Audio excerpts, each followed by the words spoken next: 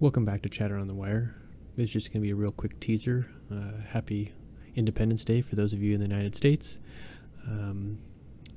Looking back to the coin that I did here a few weeks ago, or actually a week ago, less than a week ago. I don't know, it all becomes a blur here at this point in time. You can see I went ahead and threw it in the vise here, knocked down a few of the sharp edges on it. Once I had done that, I got out the spray paint and one of my old targets and painted it nice bright color. Getting ready to take this out to the range here in the near future. I need to still make two of these, one that's only ½ inch and another that's an inch. This one's just over 1.3 inches, so I'm not going to report for looking for a 1.5 inch one, but it should do for now. And then I went through and I weighed up the different range scrap that I picked up here last week, same day I did that coin. I have what is it, just over 2 pounds, I believe it is, of brass. It says 2.7, but that's also with the bucket there itself. As you can see, looking in there, there is some nickel plated brass as well.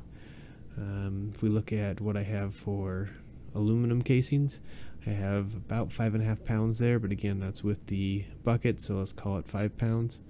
And then one of the things you always have to worry about when you're picking up range scrap is how many live rounds you have. It doesn't show up too much in this picture. You just see the one live 223 round, and that was one that actually was my own.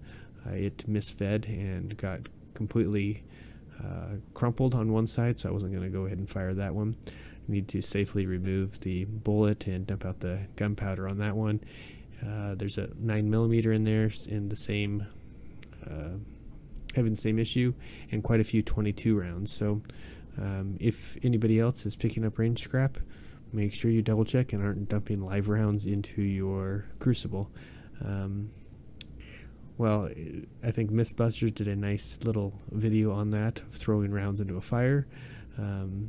Still not something you want. I think it might break the skin is what they decided back then.